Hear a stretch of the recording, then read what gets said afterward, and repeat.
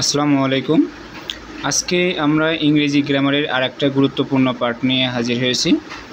তো আমাদের মূলত টার্গেটই হচ্ছে যে ইংরেজিকে আমরা সাধারণত ভয় পাই, তাই না?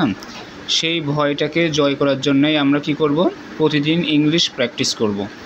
আসলে ইংলিশ এটাতে ভালো করতে গেলে আমাদের প্রতিনিয়ত প্র্যাকটিস করার কোনো বিকল্প নেই। কিন্তু গতানুগতিক ধারার প্র্যাকটিস বা গতানুগতিক ধারায় যে প্রশ্নগুলো এসে থাকে শুধু সেটা পড়লেই কিন্তু হবে না। তো আমাদেরকে অ্যাডভান্স লেভেলের পড়াশোনা যদি করতে হয় বা অন্যদের চেয়ে যদি আরও এগিয়ে থাকতে হয়, তাহলে আমাদের পড়াশোনাটা করতে হবে, অ্যাডভান্স লেভেলেই কিন্তু করতে হবে। তো অ্যাডমিশন পরীক্ষা সহ চাকরির পরীক্ষায় যে প্রশ্নগুলো এসে থাকে এবং যে প্রশ্নগুলো আউট অফ সিলেবাস এই টাইপের প্রশ্নগুলো দিয়ে থাকে, সেই ধরনের প্রশ্নগুলোই আমরা সাধারণত বেশি প্র্যাকটিস করব।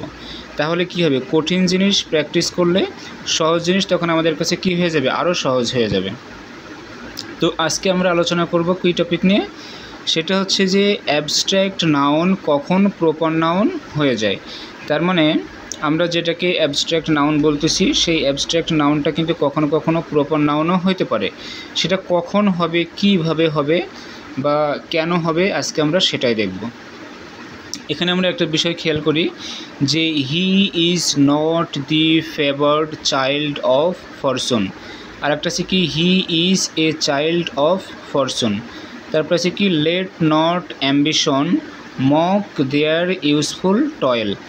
আচ্ছা, আমরা যে অনেক সময় কথায় কথায় বলি না যে হচ্ছে যে ছেলেটা জন্ম থেকেই খুব ভাগ্যবান, আবার ছেলেটা জন্ম থেকেই খুব অভাগা অথবা দুর্ভাগা, যেটাই বলি না কেন।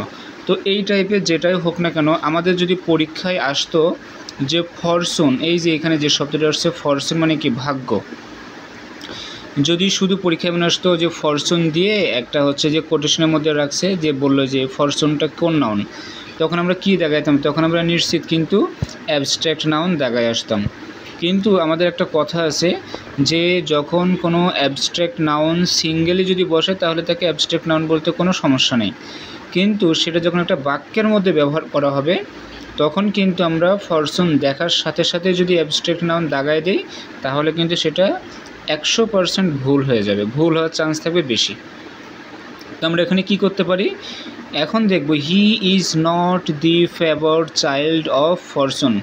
তাহলে অ্যাবস্ট্র্যাক্ট নাউন আমরা কখন প্রপার নাউন বলবো, তখনই বলবো যখন দেখব যে একটা অ্যাবস্ট্র্যাক্ট নাউন কোনো বাক্যের মধ্যে যখন বসছে এবং শুরুর যে লেটারটা থাকবে লেটারটা যদি ক্যাপিটাল লেটার হয়, ঠিক আছে, শুরুর লেটারটা যদি ক্যাপিটাল লেটার হয় এবং ওই ফরচুন অর্থাৎ যেটার নিচে আন্ডারলাইন করা থাকবে ওই শব্দটা দ্বারা যদি এই যে এখানে যে ব্যক্তিটা আছে এই ব্যক্তি যদি কোনো একটা গুণ প্রকাশ পায়, ঠিক আছে, অর্থাৎ ওই যে আমাদের যেটা নিচে আন্ডারলাইন করা থাকবে, এক কথা হলো ওইটা হচ্ছে আমাদের থাকবে, ক্যাপিটাল লেটার থাকবে।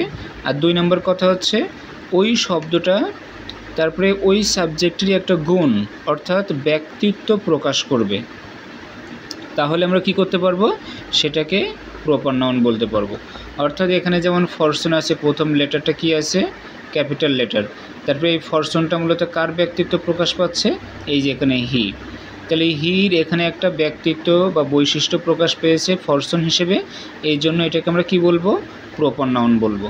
পরেরটা আছে, he is a child of Fortune.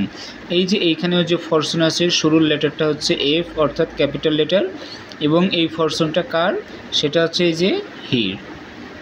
তাহলে প্রথম সাবজেক্টেরই একটা গুণ বা বৈশিষ্ট্য বা হচ্ছে ব্যক্তিত্ব প্রকাশ পেয়েছে কোথায়, ফরচুন হিসেবে, তাহলে এটা আমাদের হয়ে যাবে, প্রপার নাউন হয়ে যাবে। যেমন দেখি পরেরটা, let not ambition mock their useful toil. যেমন এই যে আমরা জানি অ্যাম্বিশন, স্পেসিফিকভাবে যদি অ্যাম্বিশন আসে তাহলে আমরা সেটাকে বলি, অ্যাম্বিশনটাকে আমরা বলি কিন্তু একটা অ্যাবস্ট্র্যাক্ট নাউন, তাই না? কিন্তু এইখানে যে বাক্যের মধ্যে ব্যবহার করা হয়েছে, এই যে আমরা দেখি শুরুর যে লেটারটা আছে সেই লেটারটা আছে, ক্যাপিটাল লেটার আছে, তার মানে নিঃসন্দেহে এটা আমাদের নাউন হয়ে যাবে, প্রপার নাউন হয়ে যাবে, ঠিক আছে। তাহলে অ্যাবস্ট্র্যাক্ট নাউন এইভাবেই কিন্তু প্রপার নাউন হয়, অর্থাৎ যদি কোনো অ্যাবস্ট্র্যাক্ট নাউনের শুরুর লেটারটা আমাদের ক্যাপিটাল লেটার হয় এবং ওইটা যদি সাবজেক্টের একটা ব্যক্তিত্ব প্রকাশ করে তাহলে সেটাকে আমরা বলবো, প্রপার নাউন বলবো। আশা করি সবাই বুঝতে পারছো। তো এইরকম আরও গুরুত্বপূর্ণ এবং কনফিউজিং টাইপের প্রশ্নগুলা সমাধান করতে এবং আরও গুরুত্বপূর্ণ বা অ্যাডভান্স লেভেলের ইংলিশ শিখতে আমার চ্যানেলটির সাথে সবাই চ্যানেলটি সাবস্ক্রাইব করে সবাই পাশেই থাকবে। তো আজকে এই পর্যন্তই। সবার জন্য অনেক অনেক শুভকামনা রইল। ধন্যবাদ।